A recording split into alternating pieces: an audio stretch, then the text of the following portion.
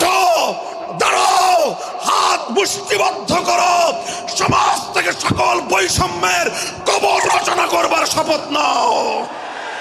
হে হতাশাগ্রস্ত জাতি, আসো আল কোরআনের কাছে, আমরা তোমাদেরকে মুক্তির বার্তা শোনাই, আমরা তোমাদেরকে সান্ত্বনার বাণী শোনাবো। আসো, হাতে হাত রাখি, সমস্ত বৈষম্য, জুলুম, স্বৈরতন্ত্রের কবর রচনা করে আল্লাহর কোরআনের সমাজ গড়বার জন্য হাতে হাত রাখি। যদি ইনসাফ কায়েম না করা যায়, ইসলাম অনুসরণ করা যায় না, যদি বেইনসাফের বিরুদ্ধে লড়াই না করতে পারো, মিথ্যে মুসলমানিত্বের দাবি ত্যাগ করো। তুমি যদি ইনসাফের জন্য যুদ্ধ করতে না পারো, তুমি যদি বৈষম্যের বিরুদ্ধে লড়াই করার হিম্মত না রাখো, মুসলমানের মিথ্যা দাবি করা ভণ্ডামি ছাড়া কিছুই নয়। আর সর্বোপরি যদি একটি বৈষম্যহীন সমাজ গড়বার জন্য শাহাদাতের রক্ত দিতে হয়, আবু সাঈদদের মতো বৈষম্যের বিরুদ্ধে বুক পেতে দিয়ে জীবন দেওয়ার জন্য শপথ নিতে হবে। কোরআনে পাকের এক একটা আয়াত, কোরআনের এক একটা বিধান আল্লাহর জমিনে বাস্তবায়ন করার জন্য আমাদের জীবন যৌবনের বাজি লাগায় দিতে হবে, বাজি লাগায় দিতে হবে ইনশাআল্লাহ।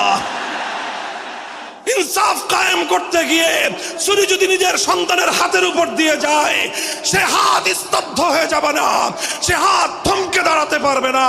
যেখান দিয়ে ইনসাফ যাবে সেখান দিয়ে ইনসাফকে চালিয়ে দিতে হবে। এই সমাজ, এই জমিন এখন বিপ্লবী চায়। সে বিপ্লব আব্রাহাম লিঙ্কনের আদর্শের বিপ্লব নয়, সে বিপ্লব কার্ল মার্কস, মাও সেতুং আর লেনিনদের বিপ্লব নয়। বাংলার মাটি আরেকটা বিপ্লব দেখতে চায়, সে বিপ্লব হবে আল কোরআনের বিপ্লব, সে বিপ্লব হবে ইসলামী সমাজ গঠনের বিপ্লব। সেই বিপ্লবের জন্য 2000 যুবক নয়, যদি 2 লক্ষ যুবকের তাজা বুকের শাহাদাতের রক্তের প্রয়োজন হয়, সে রক্ত দেওয়ার জন্য শহীদ ঈদগাহে কারা কারা জমায়েত হবে, কারা কারা জমায়েত হবে।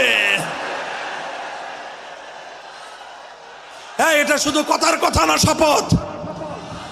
এটা কথার কথা না, শপথ। এটা অঙ্গীকার। কার সাথে? কার সাথে? যেই অপরাধ করে মন্ত্রীর দুলাভাই ছাড়া পেয়েছে, যেই অপরাধ করার পরে এমপির শালার শাস্তি হয় নাই, যেই অপরাধ করার পরে শিল্পপতির বিচার হয় নাই, যেই অপরাধ করার কারণে রাজনৈতিক নেতার কোনো বিচার হয় নাই, একই অপরাধ দুর্বল, গরিব, অসহায় মানুষ করার পরে তার উপর আইনের শাসন 100